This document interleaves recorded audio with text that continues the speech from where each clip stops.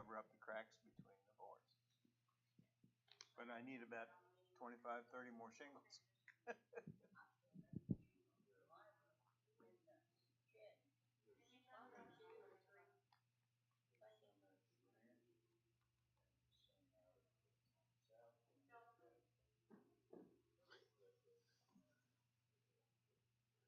Ben? All right. Here we are, making our way downtown. Good evening. Something like that. Somebody's walking. Hey, Bill. Good evening. Are we together? All right. Yeah, we're here. We're making it happen. Quick recap. Last week we talked about the crucifixion, right? Yes. Um, We're kind of backpedaling. some tonight. things that are, yeah, we're kind of backpedaling. But there's some significance to what happened. Jesus was crucified, surrounded by people of what response group? Do you remember? Crucifixion was in the Jewish area was pretty much one group of people Okay, yeah. were crucified. The zealots. Zealots. So Jesus is crucified, surrounded by zealots, and Well, basically, the two thieves you're talking about on the yeah, cross is okay. I thought maybe on the ground below. no. Okay. And really, he's being mocked in a lot of ways, uh, not just for his claim to be king, but being mocked as a zealot. That he's like this fake zealot, but he's even being mocked by the zealots who are hanging on the cross with him because they recognize that he's not one of them. Why would they be mocking him? Well, they joined in mocking him, it says. You know, but But he did a poor job of leading a revolution. well, If he he's didn't a say a word at his trial. right, Nothing in his own didn't defense. even defend himself. Right. Well, most he said to defend himself was, You have said it. "You have said so." Yeah.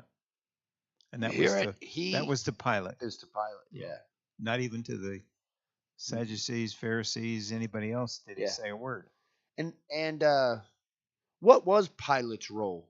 Who is Pilate? He was the governor of Yeah. of the territory assigned by Rome to, I think, be a sheriff, Yeah, to be He's the just- law, just to quell any uprisings, because He's- that's why he had the it's keeping people in submission, right. Well, and they weren't going to he's uprise. law. Yeah, they Yeah, were. they weren't going to go against him because of the power of Rome. Yeah, Right. and he demonstrated the power of Rome to make sure that everybody knew it. Right. It was really that small group of people that are the zealots. They were Yeah. really the only major problem Yeah, in the area.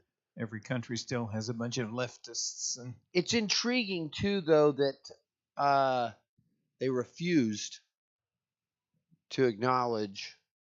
Jesus. Well, not just Jesus. Well, they didn't. This particular area, one of their major conflicts with Rome was refusing to bend the knee and call Caesar Lord. Lord, right. Right? They wouldn't bow to Caesar. That's why they crucified a lot of them, Yeah. just because they could. Yeah. And we talked about this last week a little bit, that the crucifixion was a Roman Yes. type of punishment. Yes. Not any other kind of Nope. punishment. The only people who had the authority was Right. Romans. Where does Jesus end up on trial? At the He's in the courtyard of somebody's house, right? he's in the courtyard of Pilate's house. Well, he Right. does. He was in the courtyard at Pilate's, but Um, where else did he go to? He bounced back and forth between Well, he was at the high priest's. at the high priest's house, at Caiaphas, Caiaphas, and yeah. Annas' house, Yeah. in the courtyard Mm-hmm. at night. Right. The night of his betrayal. Very normal, right? No. This is how things are done all the time. Now, we talked about that, how the shadow government of the shadow Jewish government, put it that way. Yeah. So the chief priests are really involved here. They steered this whole thing to get rid of Jesus. The court of 72 that Yeah. no one really knew about. Everybody knew about it, but nobody talked about it. I Yeah. imagine. What do they end up shouting to Pilate, demanding Jesus? Crucify him. Crucify him. And he's like, this man claims to be your king. And what do they shout in response? We have no king but Caesar. But Caesar. And it's like, we're willing to bow to Caesar for you to kill this man. That's because, well, he represented to them the loss of their power. Yeah. It's crazy. So this week we are going to take a step back a little bit. We're going to talk about the betrayal of Jesus. The betrayer of Jesus. Who is it?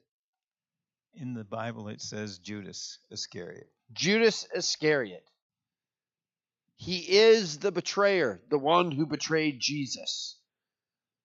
Let me look real quick. I think I have.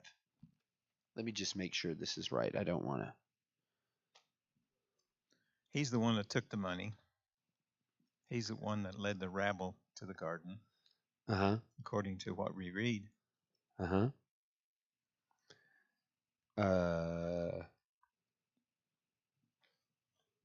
Yeah, here it is. In Mark chapter 3, verse 13, it says, "And he went up on the mountain and called to him those whom he desired, and they came to him. And he appointed 12, whom he also named apostles, so that they might be with him, and he might send them out to preach, and have authority to cast out demons. He appointed the 12, Simon, to whom he gave the name Peter, James, the son of Zebedee, and John, the brother of James, to whom he gave the name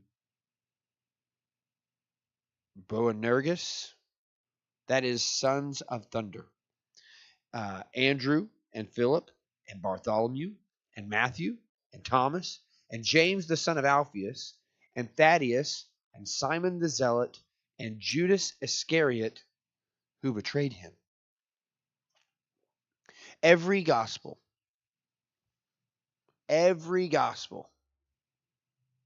says Judas, the one who betrayed Jesus. So I have a couple of questions.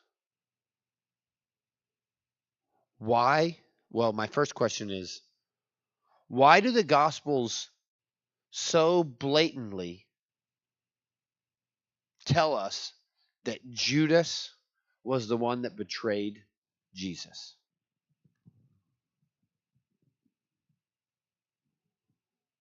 There's got to be a reason, and I hope you tell us. Why? Like, it kind of is not a thought that I've ever had.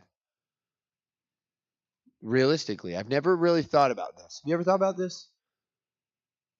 You mean why all four Gospels? Why are the Gospels so Judas the betrayer? Like, it's in Mark chapter 3. We're going to end up reading something from Mark 16, which is the end of the book of Mark. You mean from the very beginning of the writings? From the very beginning of the penning of the Gospel of Mark, it recognizes that Jesus organizes these 12 men as his apostles, as his close disciples. Okay. And recognizes one of them, Judas Iscariot, as the betrayer. As the betrayer, the one who betrayed him. Why? Well, okay. The Gospels were written after Jesus died. And arose again. And throughout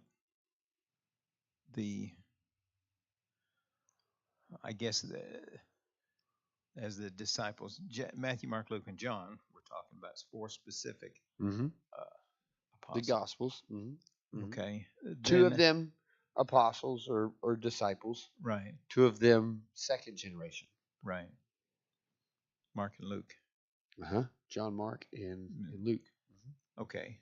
So it was historically correct to name Judas as the betrayer because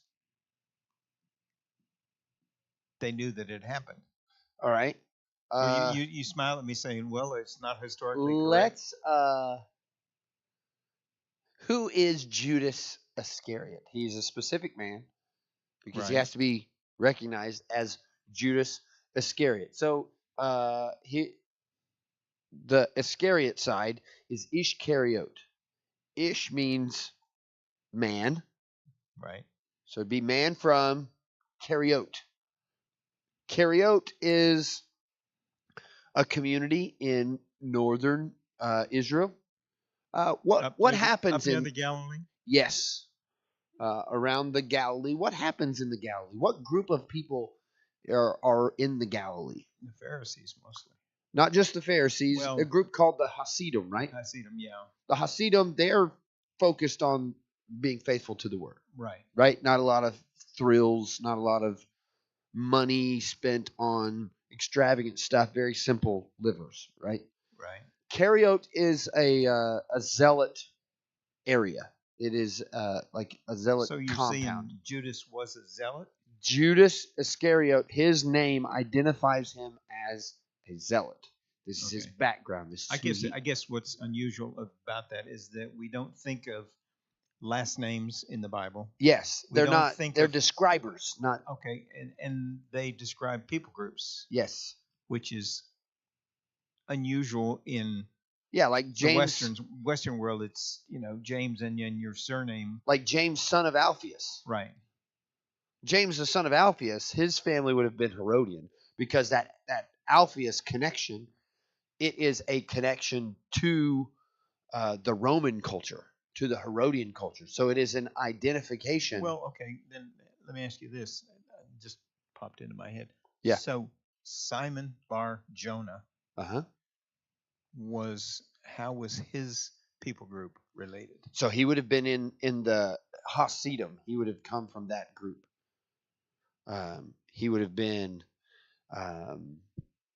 that, like, his heritage and his family group would have come from the Hasidim, either probably a Pharisee group because they're trying to associate themselves through lineage and Okay. so as from the Jonah of the Old Okay. Testament be kind of their connection there. So yeah, last names more in we should it's really group just an them in identifier. people groups Mhm. and identify them as to their hometown or their Yeah, Judas. people So group. just like Jesus of Nazareth, or that's how they would recognize him, because Jesus was a very common name at the time. Judas, very common name at the time. Right. Jesus, because it's a form of Joshua, which would have been a very popular Hebrew name. Well, everyone tried to name their first son as close as they could to Yeah. God in Yes. a way. There is some connection Yes. with the because their names mean something. They wouldn't give them a name before birth. It's like we pick a name before a kid is born. A kid would be born and then they would call them a certain name because they had a feeling or a leading about like what they could be. It was really their name was really a prophetic act about who they were going to be, not just a name that they were going to carry on that sounded good. the angel told Yes, Jesus. That's You will right. call Yeah, his yeah. name Jesus. Call his name Jesus. Yeah. So he's just going to have the name of a common man, but he's going to be different. Identified with a people group or a region or Right. He was considered a Nazarene, but that's not where he was born. That's not where he was from. Right. He was from Bethlehem, Right. but he was known as a Nazarene because he was raised there after they came back. Right. And the Nazarite vows were Yes. very important too. Yes. How they grew their beard, how they They lived grew their their life, hair. how they grew their hair, Mm-hmm. how they dressed in exactness. Yeah. What are some other things we know about Judas? So we can. Well, we knew that he was assigned as he kept the money or the He treasurer. kept the money. Why? Why might Judas have kept the money? Is there kind of like, can we assert anything? Well, what? He's a zealot. Right. So what would he be anti? Anti-Rome. Anti-Rome. He would have been tight with his money because he wouldn't want to spend it on anything Roman. Yeah. He would have been more guarded in his attitude about money. Yep. Probably didn't grow up with a lot of money. So when they're talking about keeping the finances and keeping things together in this group of 12, and Matthew or Levi raised his hand and said, "Well, I could do that." I don't think they trusted him. Well, Judas for sure didn't. Why would Judas not trust him? Because Matthew was a tax collector. He was a tax collector, for Rome. so for Rome. So would you lump him into what group? What response would Matthew represent then? Herodian. Herodian for sure. Yeah. Yes, that's great. Well, I think Judas may have been the only one. He might have handled money before. Yeah, we don't potentially. Peter definitely handled money and finances and exchanging things, right? Because he was the only one old enough to not be looked over by his dad, like, right? Well, no. James and John. They were in the boat with Dad. Yeah. So they were still having Dad look over their shoulder. But Okay. Peter was in the boat on his own. Yeah. But here's something I'll ask, just in as we're looking at this and thinking about this. John even says, John's gospel says about Judas that he was the keeper of the money and he would take some of that for himself, and not necessarily. I don't know that he necessarily took it for himself, but I think he was benevolent in some way. I would even argue that potentially Judas would take money out of the funds and redirect them and give them to other needy people. And so that's, for me, that's kind of speculation, but still, like, money was never really an object in yeah, they've never talked about it being because whenever they needed money, Jesus would say, "Look at this fish. Go here, do this, find this." And so money was always there. Yes. Why? Where'd it come from? Who knows? That would be the next question I'm asking. How did Jesus' ministry get funded? The Bible tells us, actually. I don't know. There's a woman that was around named Joanna. Okay, I see it. You've written it here on the. And Joanna money came from Mary Magdalene and the people that came with her, and they were close to her. But the main source of finances for Jesus' ministry came through a woman named Joanna. And where is this in the Bible? Joanna, I don't know the cross-reference to that. I'll look it up. We'll cover that. I see what you've got written here. She's recognized as the wife of Huzzah. The treasurer for Herod. Huzzah's job was the treasurer. He was the treasurer for Herod Antipas. Who was the sort of kind of king of Jerusalem. Herod the Tetrarch. Yeah. The unofficial. Like the one from king. The Galilee area. Yeah. Okay. So where did his money come from? From Herod? Where did Herod? He got it from his daddy? From his dad, from his spice trade. Okay, so Herod Antipas, who had this conflicting relationship, the one who ends up taking the head of John the Baptist, has this conflicting relationship with Jesus, is the one who ultimately it's his money that's funding Jesus' ministry. Wow. In a roundabout way. That's really dark money. Yeah. Judas knows this, right? He knows where the money's coming from because he's the keeper of the books, right? Luke chapter 8. Thank you.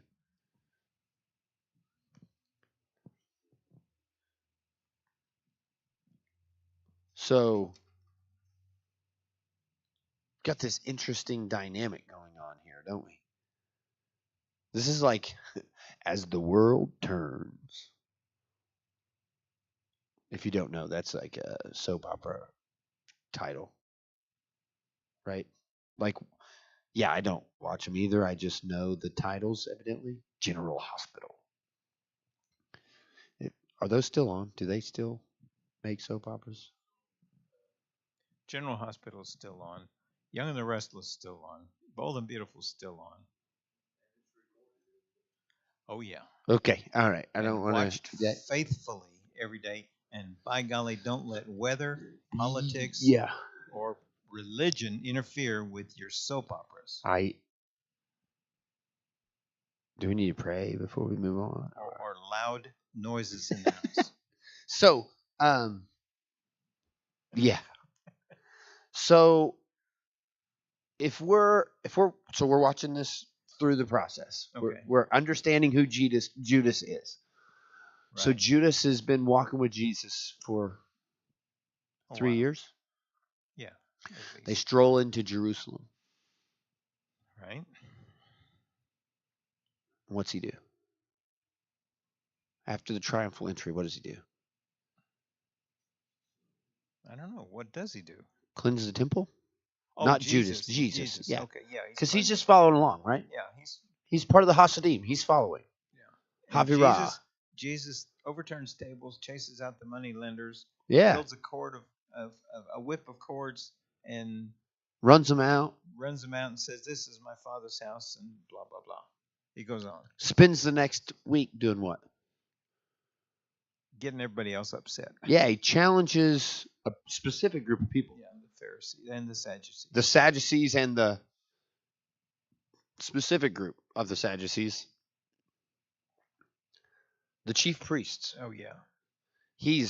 Well, this group of, when you say chief priests, we're talking about this one family. Yeah, this one family. The family of Annas. Yeah. Okay. And they rotate chief priesthood within their family. Yeah. Because the family of Annas, that was of the Zadokim, of the families of Zadok, the 7 families of Zadok that rotated the chief priestly duties, the family of Annas purchased it. Yes. From Herod the Great. That we want to be in charge, here's your money. Yeah, they bought the right to stay in the role of chief priest. So Jesus is challenging these people over and over and over and over again. Is he challenging the people, or is he challenging the way they have been living? He's challenging them specifically. Yes, definitely. From their actions, mode of operation. They operate so that they stay in power. Mm-hmm. They purchase everything that they need, and in order to keep the people under control. And that's why they're so upset when he says you've made it so hard for the normal people, the real people, the children of the chosen group, so hard to actually get into the temple. So outside of the zealots, no. Outside of the Romans, the zealots are the most against the priests because they feel like they have corrupted it's a very zealot declaration that they have corrupted the priesthood. Matter of fact, we even have on record, historical record, zealots killed a chief priest in the temple court. That's how against the chief priests they were. So the zealots, this is a very zealot move to challenge the chief priests over and over and over again. So is that why the chief priests and anybody from the Zakim and families and thought Jesus is a zealot? I think they felt his challenge and they were getting really upset. Right. Like, we're not going to do this. So what does a zealot do? If a zealot is challenging this person, what makes a zealot different from a Pharisee? Probably because they all carry a knife. The violence, right? Violence, yeah. Righteous violence. And realistically, it's not just Judas, it's all of the disciples are so confused at what Jesus is doing, what do they ask him after his resurrection?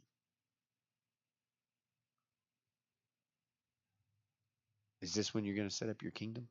Yeah, well, they that is confusing to me because are they looking for him to start a revolution Yes. as the zealots would have? Yes. If they had, because they've come into, it's Passover. right, We're here in Jerusalem. right. We've Jesus stirred up arrives. these idiots, the chief priests, and we're challenging them. We're gonna really give it to them, and you've got them on the run. And all of the people, we've got this army of people who have shouted Hosanna and they've followed you all the way into town. We have a mob. How can they stop a mob that God is behind? If God be for us, who can be against us? If that's what they're thinking, yeah. But they weren't all thinking that. They were Well, just looking for a fight. They were definitely looking for a fight. But were they? But then they hear Jesus in all of his work, all of this, and he's got this emotion that is generating within his followers who are like, yes, I will die with you. Isn't that what they said? That's what Peter said, yeah. That's what Peter said. They're all of them. No, I would never forsake you. I would never reject you. I would never deny you. Let's go fight. It's time for the revolution to begin. Fair? Well, yeah. And leading up, you could see where the zealot. Okay, we've talked about how Peter, the older, the other disciples, teenagers, older teenagers, the younger ones, probably just young boys, going, I've never been taught to fight. Yeah. They're confused, but they're sticking with Jesus because of everything that they've seen in the past 3 years. So they go from 13 to 16, let's say. So my question then is, having read the story so far, and having understood the story in this way, is there any doubt that this group of people has to be imagining Jesus as a zealot?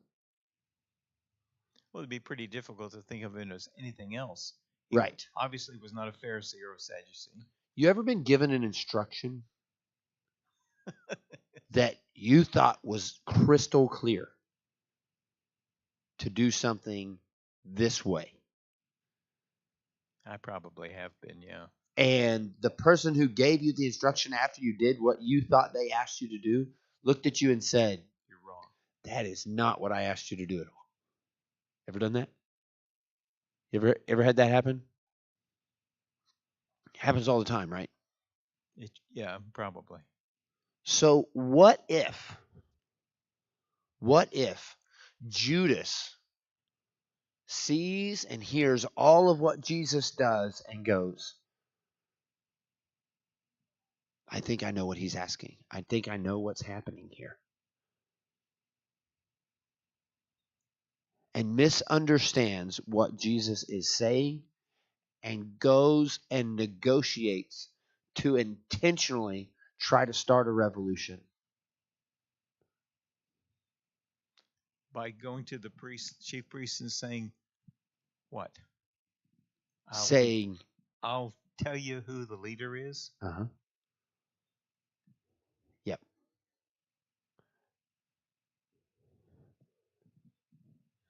How is that? It doesn't make sense, does it? No, it doesn't. Okay. I'm going to tell you who the boss of the revolution is. Give me some money and I'll betray him. Let me read you a story. Where are you? I'm in Zechariah chapter 11. I think it could be argued, and we're going to have this conversation because I think it's fascinating. I think there is a specific reason that Judas negotiated the price that he negotiated. And we're going to talk about this negotiation from both sides. Are you ready? Which verse? I'm going to start in verse 4. Chapter 11. Zechariah chapter 11. We're going to start in verse 4. And let's see what we might understand. Did you find it yet?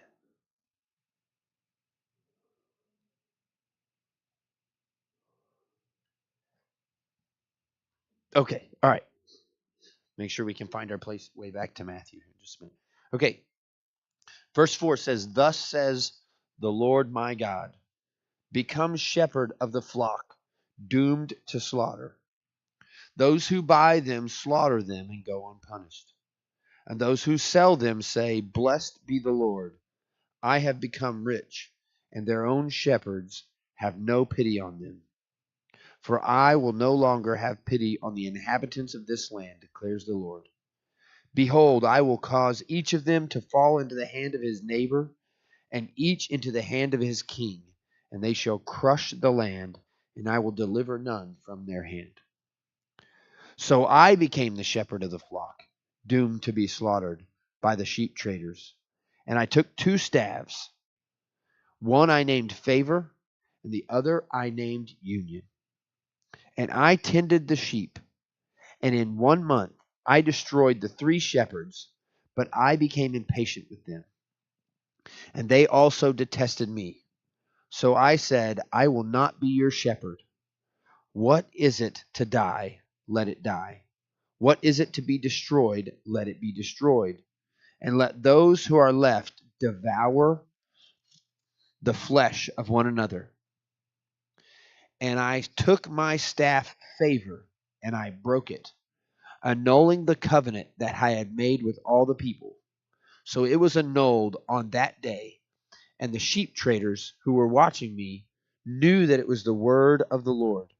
And I said to them, If it seems good to you, give me my wages, and if not, keep them. And they weighed out as my wages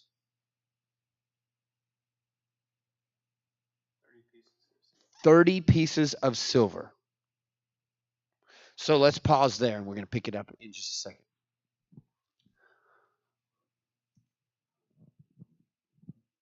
Jesus has been teaching all week, right? That's correct. He's been talking about sheep and shepherds quite a bit, yes? Right. Who have been the shepherds? Supposedly the Sadducees and Pharisees, The- chief priests, the scribes, the elders, Yeah, the people of the temple. Yeah. yeah. So if you're reading this from Judas's perspective, you're hearing all of this declaration, and you're thinking back to this particular story, what would you, if you're Judas, and your intention was to help your rabbi move in the direction you think he's moving in, what's he got to do? There's a staff that's got to be broken, right? Right. And that staff is called what? Favor. Favor. And what was the charge against the shepherds that came before? They were enriching themselves and not taking care of the sheep, right? Isn't this declaration in Right. Yeah. Zechariah? It's a very confusing story, but yes. So he's challenging. So the word to Zechariah, this story, is that God is the shepherds of his people, of his law, are not tending to the flock, but they are enriching themselves. Sound Which like is anybody you know? Jesus had said that Yes. in so many words to the Sadducees. And if the breaking of the staff of favor Is a breaking of the covenant. is a breaking of a covenant, and they ask for their wages, what do they ask for? What do they measure out? 30 pieces of silver. Do you think maybe that in his negotiation, Judas negotiates 30 pieces of silver to try to remind them of this, to condemn them, to try to condemn them as the unfaithful shepherds? But do they see it that way? But on the other side, that's what I'm about to ask. On the other side, what do you think the chief priests see? When he asks for 30 pieces of silver, don't you think they look at the same thing? Yeah, that's to betray But they're looking at him as the betrayer, being paid his wages and breaking the staff of favor, which is the covenant. and showing that covenant of what? What is there a covenant between Judas and Jesus? Yeah. Yeah, because there was a brotherly covenant, blood covenant. Yeah, so because he's part of his Havara, right? He's well, he's a Judas Talmud. Jesus. He's a disciple. Judas is seen as, in the past week especially, he's been seen with Jesus constantly. He's an extension of Jesus. He's part of his Talmud. Right. And so I would say, from the chief priest perspective, they are welcoming this 30 pieces of silver negotiation, saying that this is him breaking favor and rejecting Jesus. And this is a fulfillment of God's word, saying that shepherd is being rejected from the people. And it's going to culminate in his death. Interesting. So the chief priests can justify this, but Judas can also justify this as an act that is condemning the priesthood and affirming Jesus' message and giving Jesus the opportunity to kick off this zealot revolution that's going to change everything. And that where Judas has come from in the beginning as a zealot, that's what they've been looking for all of this time. That's right.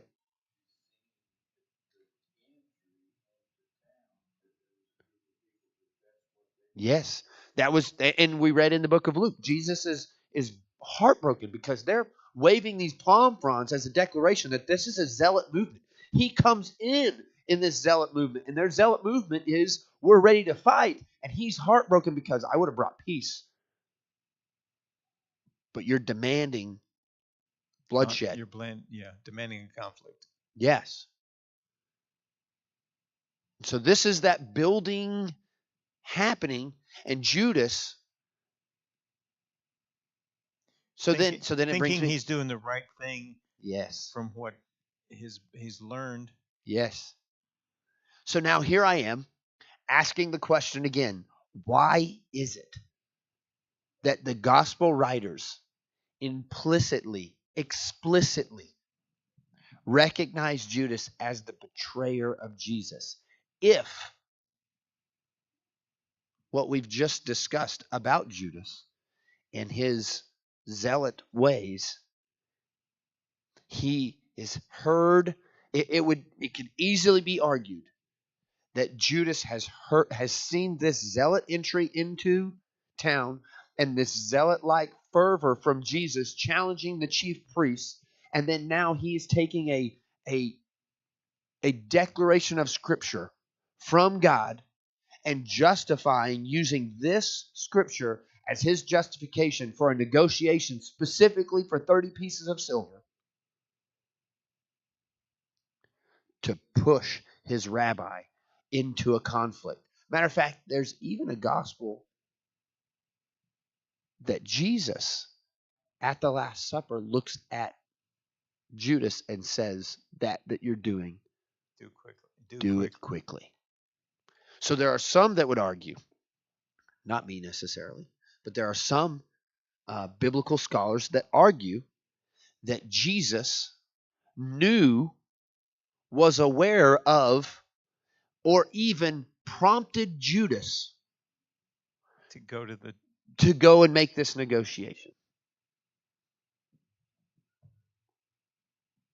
That seems like an extreme conspiracy theory, right? And I'm not, yeah. Right? Because he's God, he knows.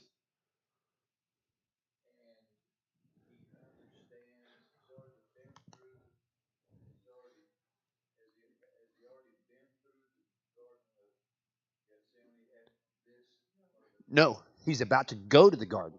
Yes. Yes, he's talked about it openly to his disciples, that I'm going to Jerusalem to die. He's going to die soon. Yes. Okay, let me ask you this. Isn't this crazy? What is Zechariah's It's like background? make your head explode What's type of stuff. Zechariah's background? I mean, where did he come from? Zechariah, that Yeah, who wrote this? Who prophesied this? let's double check. I'm pretty sure he's a priest. He was a priest.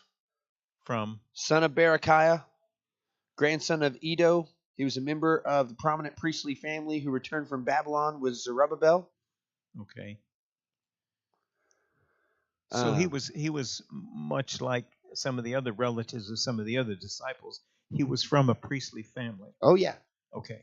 So if Zechariah was, and this is speculation, I'm sure, if Zechariah was one of the uh, minor prophets that Judas had known about or heard about or read about in his upbringing, because we know he flunked out. Oh, yeah. They definitely knew about it. Yeah. Yeah. Then if he took that as a um,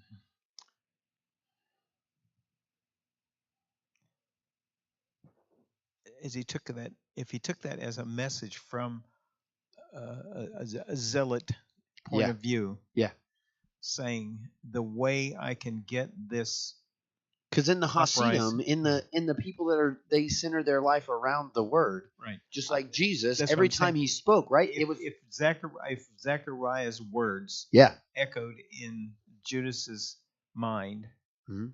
after what he heard, saw, And this isn't the learned first from time Jesus. that this isn't the first time Jesus this week has referenced Zechariah, right? Right, but what I'm saying is that if all of a sudden these words became stronger and stronger in Judas's head, Yeah.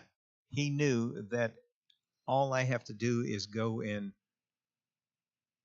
talk to the priests. They should understand what Zechariah was saying, that they are the ones that are at fault with the Oh, he's going to use it. I just believe he's using it as from him. It's projecting judgment to the chief priests. That's what I'm saying. That's what I'm saying. He's using that while allowing his rabbi to break not just their favor, but break the union between the marriage between them and Rome. Okay. He sees Jesus, like I just believe where, because he has already, I think if you're looking at it from Judas's perspective, you can justify Jesus coming into town and this growing movement that is accepting Jesus, that they're refusing to now challenge him publicly because he's turning them back over and over again, that Jesus is breaking the favor that they have amongst the people. And now if this revolution begins, it breaks the union, this marriage between Rome and the priesthood. Go ahead.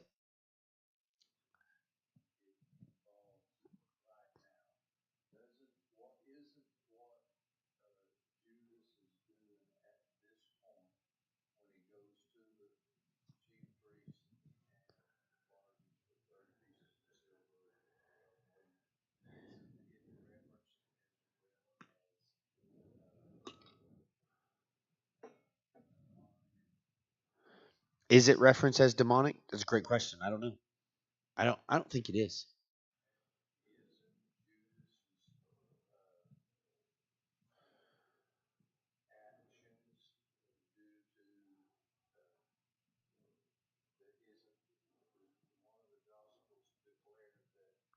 That he was driven mad by a demon and did it?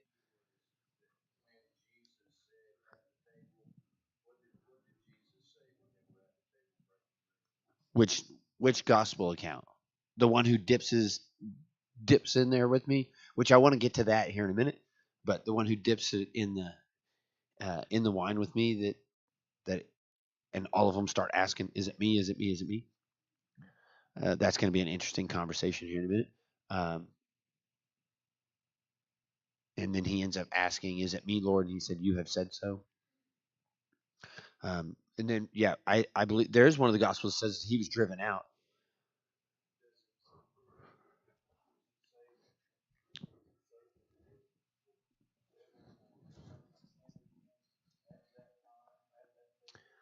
I don't know what gospel that would have been in.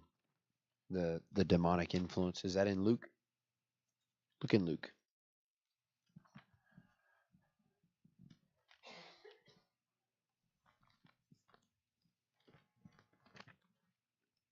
Seems very Lukish.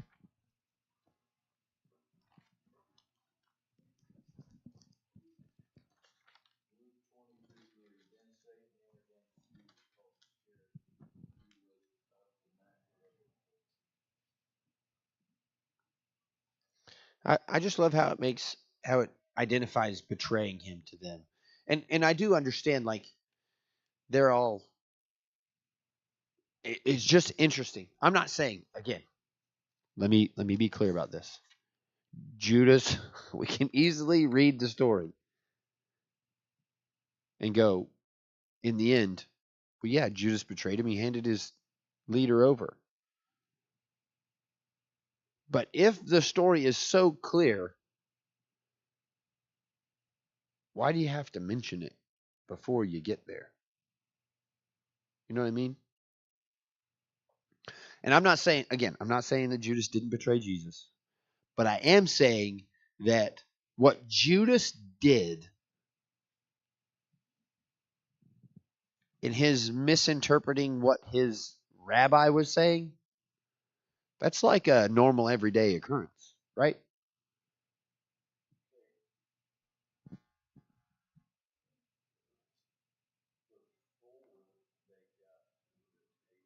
Yeah.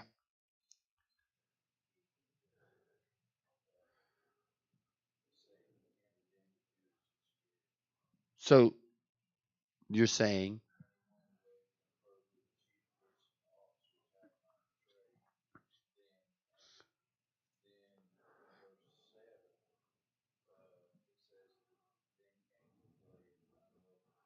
so Luke says that this negotiation happens before dinner, before the Passover happened.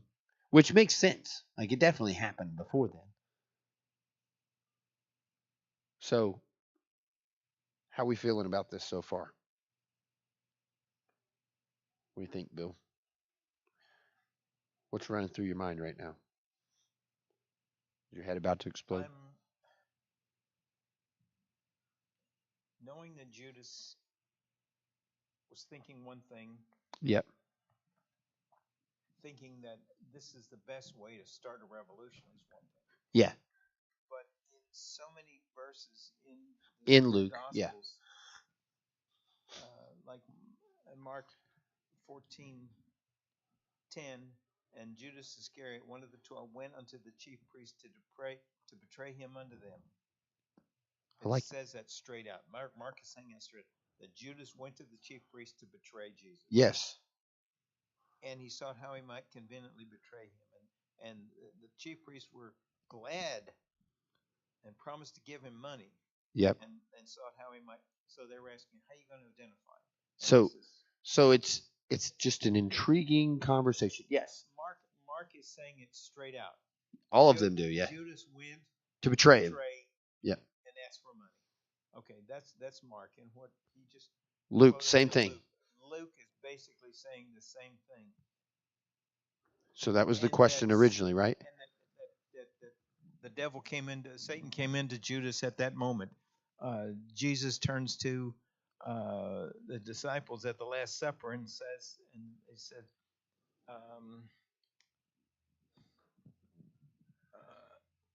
it's better for that man not to have been born. Yes. That will betray me. So it all looks the way that we have interpreted it for so many years in teaching is that even Jesus says to him, it's better that he wasn't even born. But does he say it to him? Well, he says that the one who betrays me. Is Jesus referencing Judas? I'll have to find that again. Or is he just making a statement? Because in the rabbinical world, if we're examining this from the rabbinical world, and if you read this story from the rabbinical world, what you would see, if you see this as a Talmud, a disciple misunderstanding the teaching and the instructions of a rabbi and getting it wrong, it's not considered betrayal. It's just considered a mistake. Okay. And then it's just followed up with reteaching and correction. Chapter 26, Matthew chapter 26. Verse 24, the Son of Man goeth as it is written of him, but woe unto that man by whom the Son of Man is betrayed. It had been good for that man if he had not ever been born. Then Judas, which betrayed him, answered and said, Master, is it I? So who identified says, Judas as the Thou betrayer? hast said. Did Jesus identify Judas as the betrayer? Well, Judas comes up to Jesus and says, Master, is it I? Yes, but the line before that, what does it say? The Son of Man goeth as written of him. Those are Jesus' words. And then woe to him who Woe betrays to him him. that is good for that man if he had not been born. Then Judas, which betrayed him, answered and So said, Judas, which betrayed him, was put in there by who? Matthew. By Matthew. Not Jesus' words. Not Jesus' words. Okay, that's what I'm getting at. And then, so again, I'm asking the same question that we started with. Why are the Gospels so explicit in identifying Judas as the betrayer over and over and over again? Are you saying that they all made a mistake? No, I'm not saying they all made a mistake. But I'm saying that they're making that statement because if they don't identify him as a betrayer and you just read the story, you wouldn't recognize Judas as a betrayer of Jesus. From the first century. Okay. First century audience, reading this story, understanding the context of their culture. If they don't identify Judas as the one who betrayed Jesus, and they tell the whole story, even that he goes to the chief priests and he pays them money, and he comes and kisses Jesus on the cheek, that's not a betrayal. That's a mistake. Okay. All I'm saying is, because they all know Zechariah? Nope.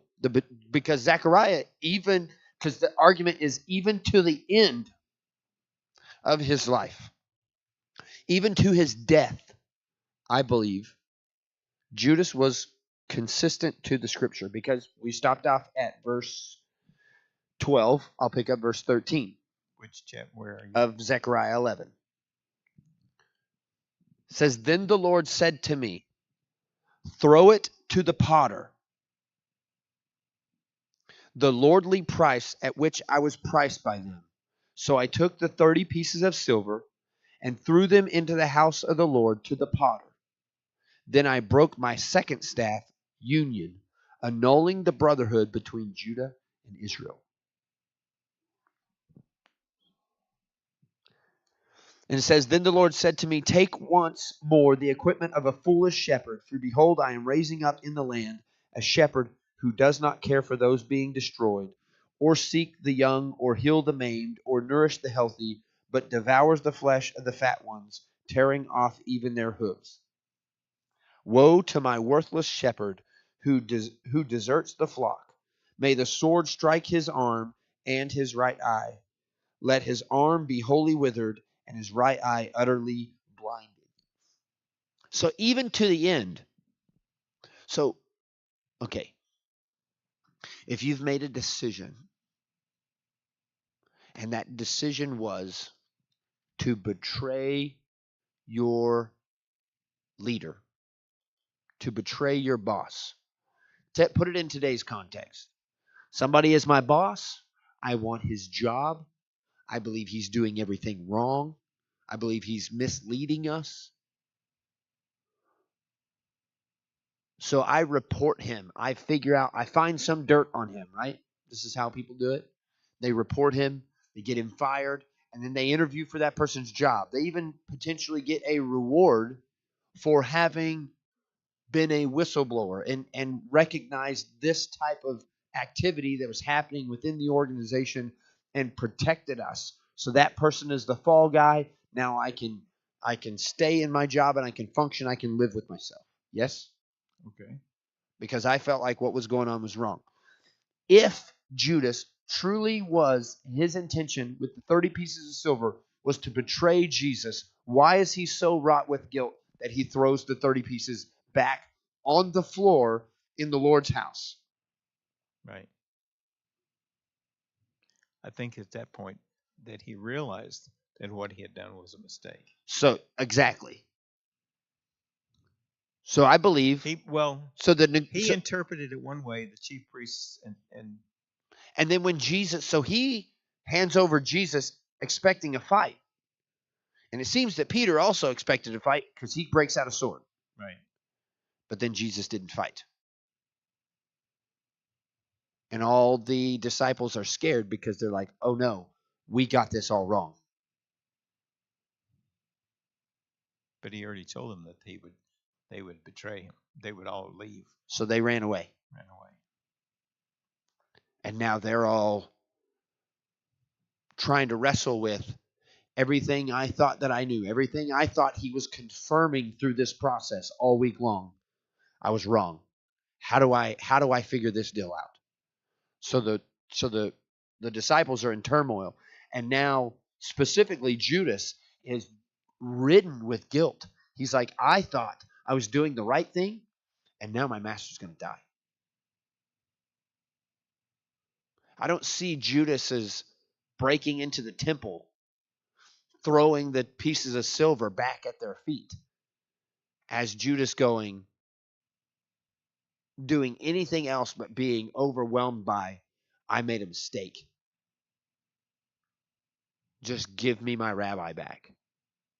But he's still faithful to the text, even through the end. What do they end up calling the field? The Potter's Field. Potter's Field. So they bought they bought the Potter's Field with 30 pieces of silver because it was blood so they're money still and here's the thing. They're still trying to fulfill Zechariah 11.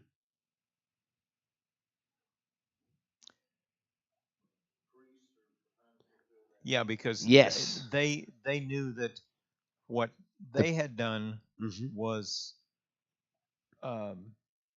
exactly how Zechariah described it. When the 30 pieces of silver is returned, they were the poor shepherds that. So for them, yeah, it's the 30 pieces of silver. They're going to take that. They're going to buy the field. It's going to be called the Potter's Field. And then this last union is going to be broken with the death of Jesus. And it's going to be the separation of this union of Judah and Israel. This teaching, this false teaching, and now he's going to bring around. And so they're going to try to lump Jesus in to being this foolish shepherd that didn't care about anybody, didn't seek the young, didn't heal the maimed or nourish the healthy. Back to Zechariah and they went right back to that. He was and said, a foolish shepherd. That's who that is. He broke the final covenant. But he's been calling them foolish shepherds all week. Yeah, but they didn't want to hear that. They didn't want to hear that.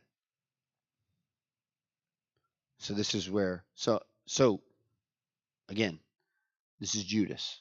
Yes? This is the betrayal of Judas. This is what is identified as the betrayal of Judas. And I'm not trying to make light of what Judas did, because in the end, it's what got Jesus killed. It was necessary.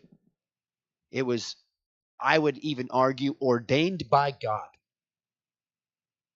For that mistake to be made? Yes. Okay. For that misinterpretation. Because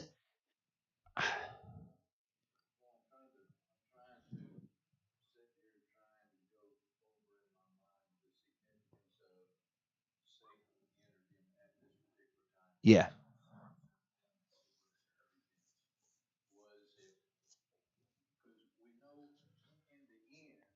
Yeah. We know it. Mm-hmm.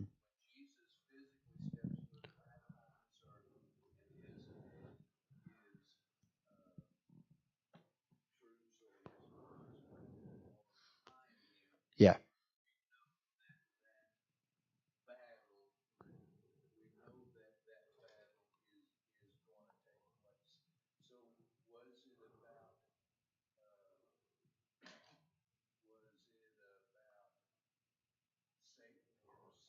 Yeah.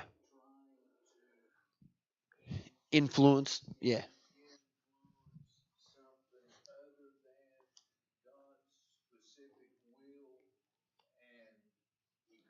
Yeah. Oh yeah, there's tons of.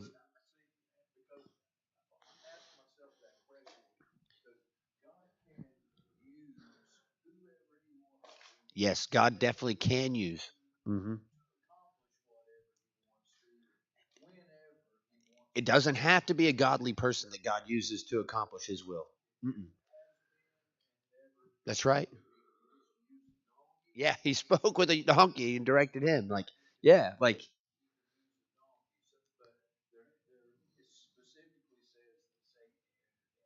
yes, Luke does. Yes. Hmm. So it's.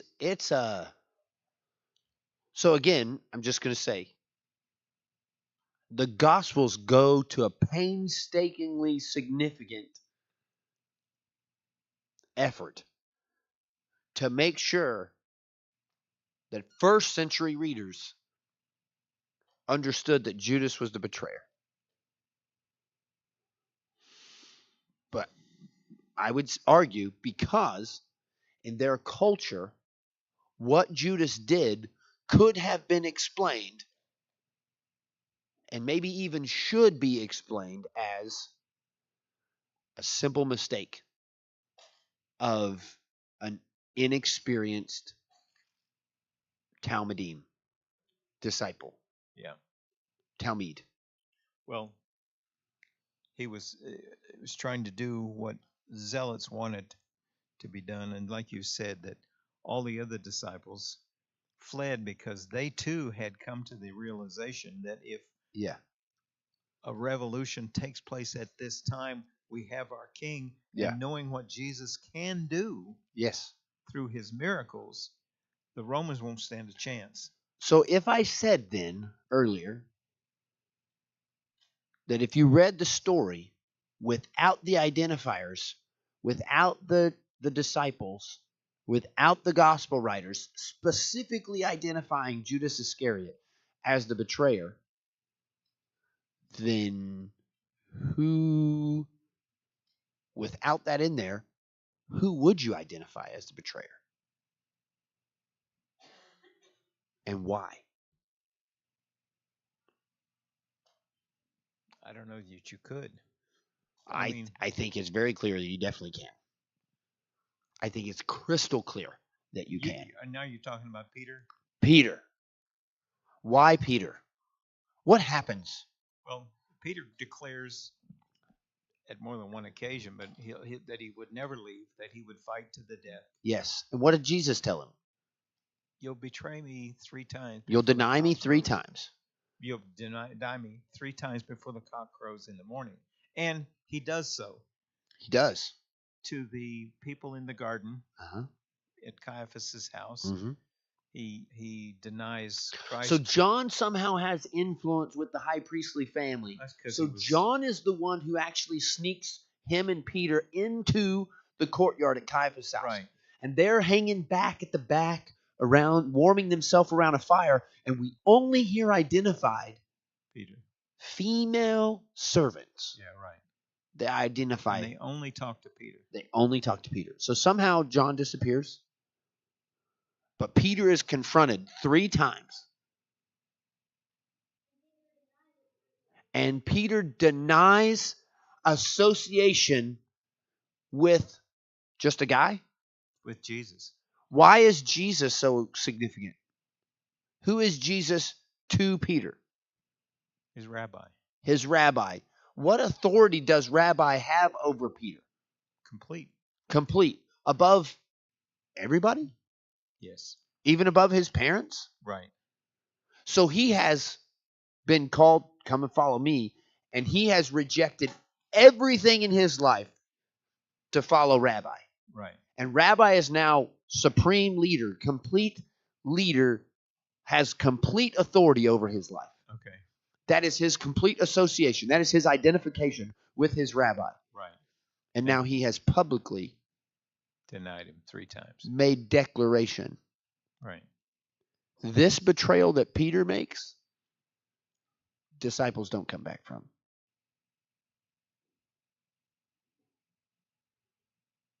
Peter's betrayal of Jesus is not a mistake. It's the end. It is a severed relationship eternally. So if you're reading this from an Easterner perspective, without the identifiers of Peter becomes the bad guy in the whole. Peter becomes separated from the Talmud. Right. He becomes separated from the Havarah. When he makes this declaration, this clear declaration, this insistent declaration, I didn't know him, I wasn't associated with him, don't lump me into being with him, and then calls curses down on his head, then we get the Gospel of Mark. Okay. And the ending of the Gospel of Mark, where the stone has rolled away, and the women come and visit the tomb. Yeah. And the angels say, Tell the disciples and Peter. Tell the disciples and Peter. So even God has separated Peter from the disciples, from that Talmudim, from that group of chosen followers. Yeah. Why then is Peter so important throughout the rest of the scriptures? I would even argue that Jesus separates him from the disciples. Yeah, but that's what I asked us. How is it that Peter remains such an integral part of the activities of the first century church? I would argue that he doesn't remain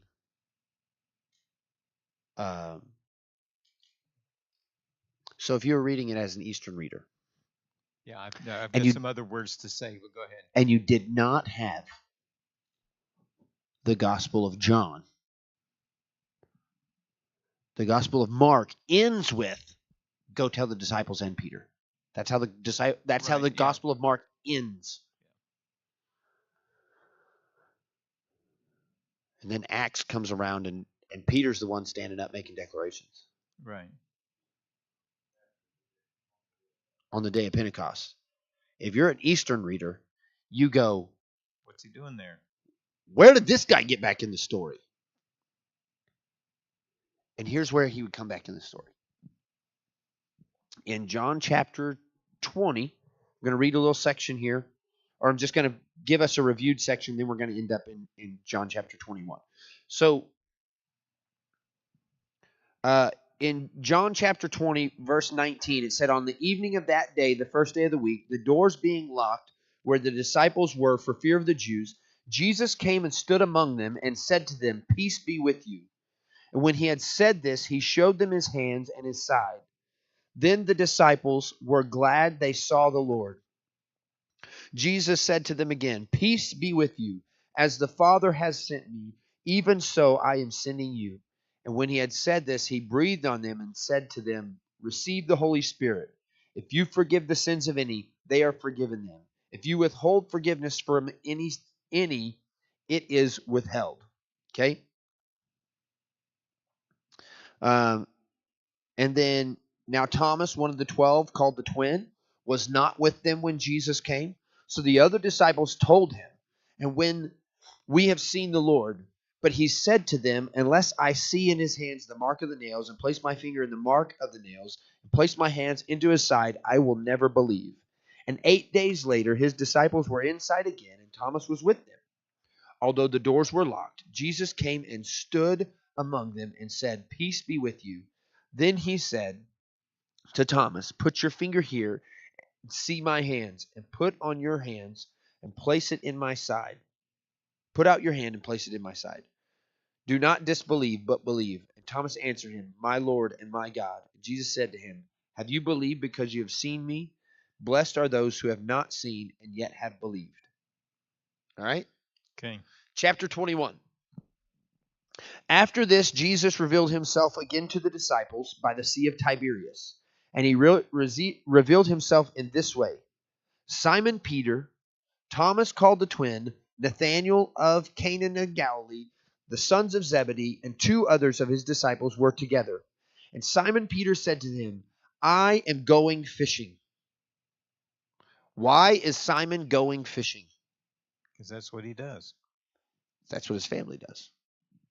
That's what he left behind. Right. So he's returned to his roots. He's returned to his roots. What's he supposed to be?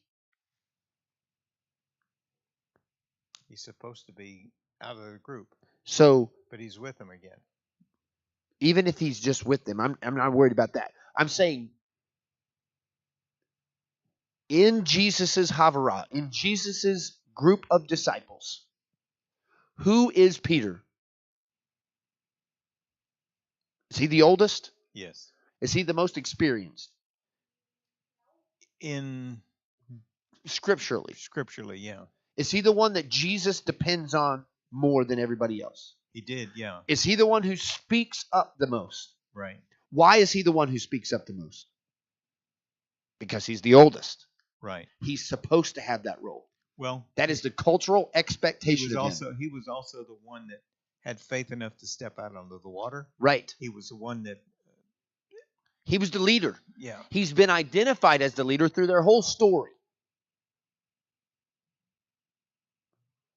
So when their rabbi has come back multiple times and empowered them to go and forgive their enemies and do all these things, who should be leading that charge? Peter. Peter. If in Peter's experience, he's still in the group. But since Peter knows what happened, what is Peter saying?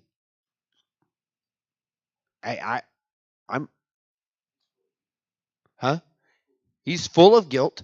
He has denied his rabbi. He's appeared to him twice, but he's like, I'm still not one of you.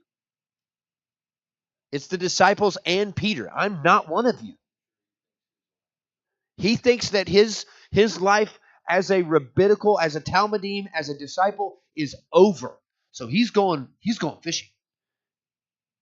And the others who don't know, I would argue at this point, maybe he hasn't told them, maybe he has told them. You think John would know, but John's not saying anything. He's not saying anything. Is he forgiving Peter? Who knows? Well, if John didn't step up and do anything, like he was there somewhere close in the courtyard. But John was the disciple that Jesus loved. It is eventually going to get to that, yeah. So let me tell you this story without us having to read the whole thing. Let me tell you this story because you've heard it. They fish all night. Yeah. The other 6 disciples go, yeah, we'll go with you. I mean, if you're going fishing, I'm going fishing. And he's like, okay, come along. They go fish. They fish all night. What do they catch? Nothing. Not a thing. About 100 yards from the shore. Jesus shouts at him. What do you got? We've fished all night. Cast your nets to the other side. And they start pulling up tons of fish. And Peter, who's taken off his outer garment to work, goes, I know who that is. Dives in the water, swims to the shore. While the brothers, the other 6, are yanking this net in and maneuvering the boat to shore, to shallower water, so they can collect these fish without the nets breaking, because they've got experience doing this. They know if they stay in the deeper water, they're losing all these fish and the nets are breaking. But they make their way into the shallows, and he bows before Jesus, and then Jesus recognizes him, and then he goes back on the boat and helps them finish pulling in the fish and realizes the nets aren't broken. This is a miracle. This is awesome. And then Jesus goes, Peter, do you love me?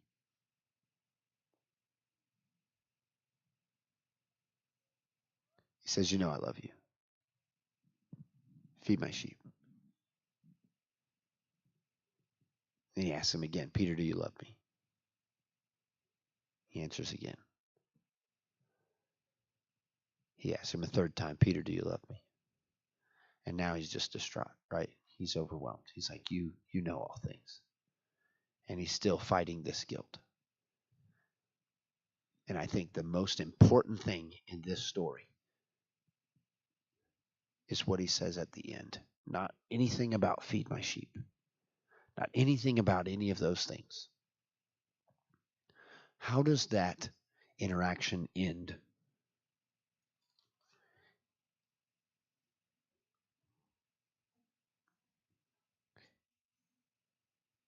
In John chapter 21, verse 19, says, after saying this, he said to Peter, what does it say? By what death should he glorify God? Okay. And when he had spoken, he said, follow me. What did he say? Which did you say? Verse 19? Yeah, the very last two words. That's the only thing Follow Jesus me. said. Follow me. When he got done with this whole conversation, talked to him about his death, talked to him about what they understood, John makes it a point to let us know that Jesus, after Peter's betrayal, said what to him? Follow me. Follow me. John connects the dots and says, hey, you want to know why Peter's up here making this declaration? It's because, yes, there were the disciples and Peter. Yes, the disciples went out and Peter was with us, and Jesus showed up multiple times. But Peter was separated, just like you would expect. And he went out to go fishing, and Jesus made it a point to come show up and call him back to the shore and ask him these questions. But in the end, Jesus said, follow me. He called him the second time, just like he did the first time. See, we recognize Judas's betrayal as betrayal. Not because of what Judas did in the beginning, but because of how Judas's story ends. Judas's story ends with, instead of allowing God space to restore him, Judas took a mistake that is common and used it as a justification for his own destruction. We do the same thing, where John makes it very intentional of showing us and telling us that Peter made a disastrous mistake, one that you don't survive and don't come back from. And Jesus showed back up, and it's because of Jesus calling him again, Jesus restoring him again, Jesus forgiving him again, that put him back in the Havarah, back part of the Talmudim, back as the leader of this group of people who are going to receive empowerment and change the world. Yep. Jesus says, feed my sheep. Yep. Yep. So these are the betrayals of Jesus.